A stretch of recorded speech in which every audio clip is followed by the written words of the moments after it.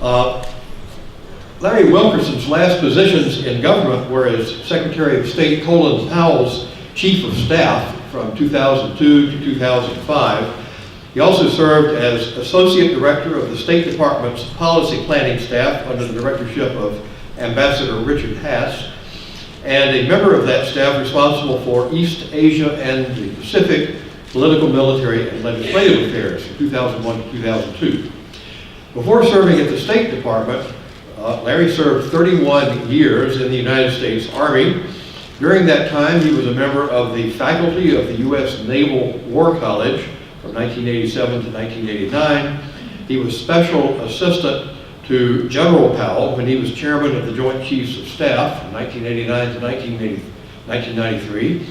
And he was the Director and Deputy Director of the United States Marine Corps War College at Quantico, Virginia from 1993 to 1997.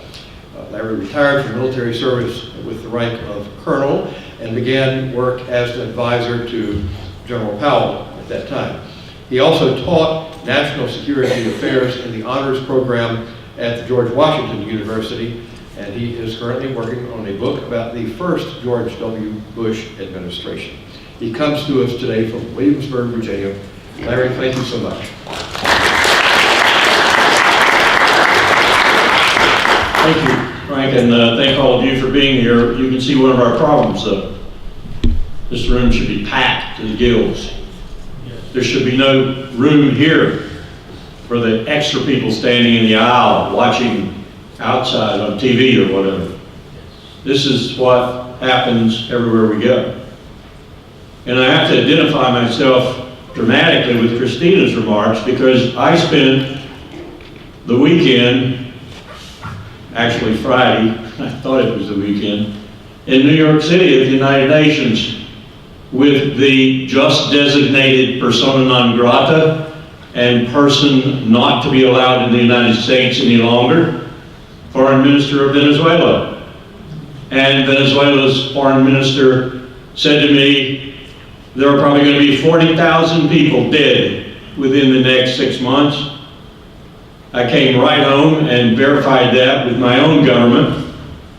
I might add that my own government was gleeful about it because of the sanctions that we have put on Venezuela. And I can tell you right now that as a member of the Bush administration in 2002, we were trying to conduct a covert operation to overthrow Hugo Chavez in Caracas, and we failed. And we're doing it again. In fact, I don't think that covert operation ever stopped. That's your CIA. Now let me just run through a few other things your CIA is doing today. They failed miserably in Syria. They started in 2010 with Operation Timber Sycamore in conjunction with that boy king, brutal ruler of Saudi Arabia, the greatest state sponsor of terrorism on the face of the earth and our bosom ally. And they failed in Syria. And as a result of that failure, a triumvirate there is now successful, led by Russia, Iran, and of course Bashar al-Assad in Damascus. Not content that that should bring peace and stability finally to Syria, and maybe let some Syrians come home again, and that we made a huge mistake judging Bashar al-Assad like we judged Hosni Mubarak in Egypt. He wasn't about to leave. At least 3/4 of the Syrian people were very solidly behind him. We are back again, trying to destabilize with another CIA covert operation. And if you don't think that's enough, we're also working in Xinjiang province in western China to incite 20 million Uyghurs, Muslim all, to give the Han Chinese in Beijing a problem. And if you don't think that's enough, my son is flying drones right now over 11 different countries, most of them in Africa, with whom we are not at war, violating their borders and from time to time killing people in those countries, to include prominently Somalia. This is your CIA at work. This is your government at work. So Christina is right when she says we haven't made a great deal of progress. Things are going to hell in a handbag so rapidly inside Washington that I can't even keep up with it anymore. The greatest example to me of this program's not having worked and the utterly deleterious effects of it on U.S. security, your security, and on our reputation in the world, came home in a fashion you probably won't believe as I relate it. I am in the corridors of power unprecedented with regard to the CIA. I am at Langley, in the old building, in the Director of Central Intelligence's George Tenet's conference room. It is 3 days before Colin Powell, the Secretary of State, is about to present his incredible indictment of Iraq for an hour and 20 minutes before the UN Security Council in New York. At that moment, we took a break in the preparations of that presentation and walked out into the corridor that is adjacent to the DCI's conference room. Powell had never physically accosted me in almost 11 years of working with him. At that point, he did. He literally grabbed me, as we say in the military, by the stacking swivel and drugged me into a room, threw me into a chair, slammed the door shut, and said rather cryptically, "Are we alone in here?" And I looked at him and I said, "It is the CIA." Because that's exactly what he meant. He didn't want anyone to record or overhear what he was going to say. He then harangued me about the most powerful portion of his presentation. It was the connection of 9/11 with Saddam Hussein in Baghdad. I think you will admit that nothing resonated with the American people more than that possibility, and therefore put 60 to 70% of them immediately in the polls as being in favor of that war. A catastrophic war that we're still suffering from. He said, take everything out of my presentation that has anything to do with that connection to terrorism because it stinks. He said something a little more powerful than that, but I won't repeat it. And I think he thought I was going to object. Instead, I simply looked back at the secretary and said, right, boss, I don't like it either, let's take it out. So we did. I walked over to Lynn Davidson, who was doing the actual computer work to put the presentation together, and I said, Lynn, you're not going to like this. You've been working around the clock 24/7 for 4 straight days. I said, you're going to have to go into the presentation and take everything out that has anything to do with Saddam Hussein's connection with terrorists, particularly 9/11. She smiled at me. I think she thought it was idiotic too. She started to work. Well, John McLaughlin, George Tenet's deputy, was standing right by the door. Stupid me. I should never have let him overhear me. 30 minutes later, we've reconvened in the DCI's conference room, and we're going back to the rather rudimentary rehearsal procedure we were doing at that time. And Powell is just concentrating on the screen in front of him with the Arabic coming across the video recorder and so forth. And George Tenet gets up and disappears.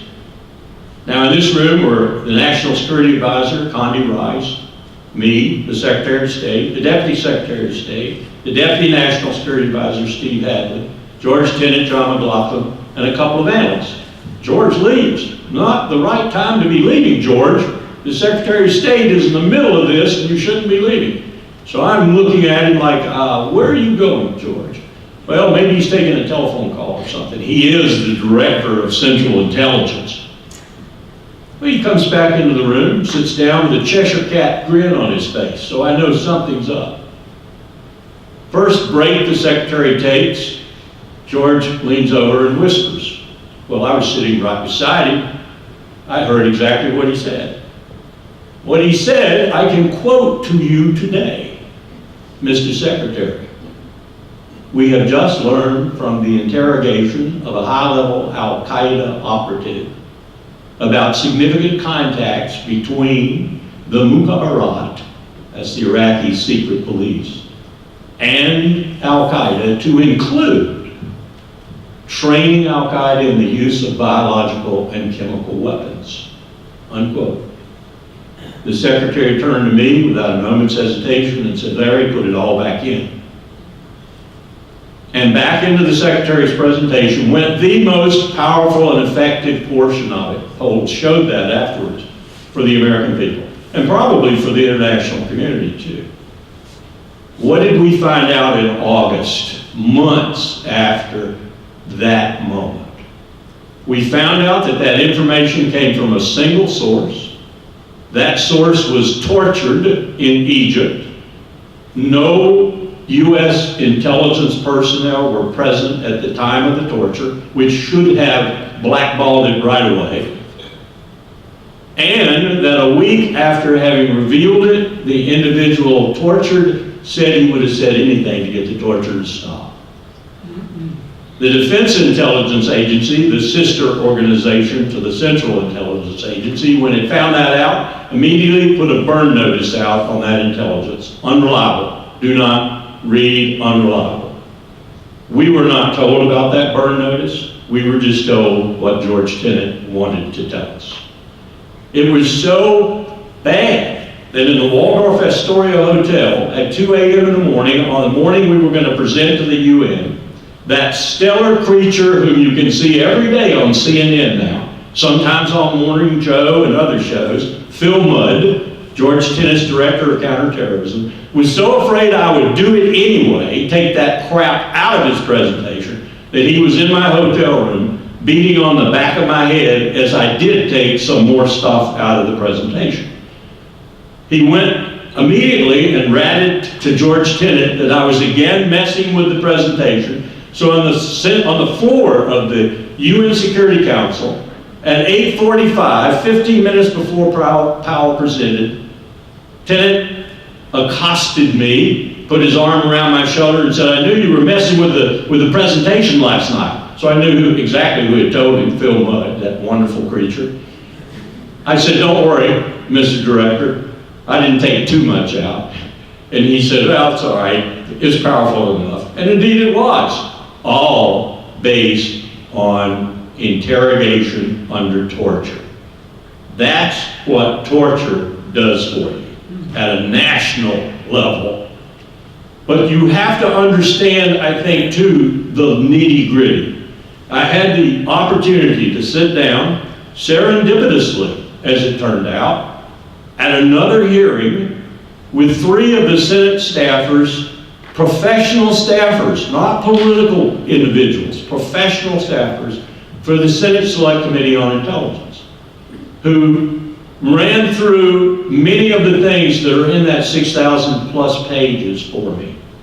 They told me about inventions of material that they ran down and found were abject lies from the CIA as to outcomes. They found other reasons for outcomes, tawdry reasons in some cases, mundane reasons in other cases, battlefield intelligence in other cases. There was no place in that 6,000 plus page report that they discovered that what the CIA had gained through torture was effective. Not a single place. So Dick Cheney was lying through his teeth, but that was the modus operandi for Dick Cheney. Anything to get what he wanted. This is what the CIA did. This is what your country did. And there has been, as has been pointed out here very well, no accountability whatsoever. Indeed, one of the main people in orchestrating this program is now running the CIA.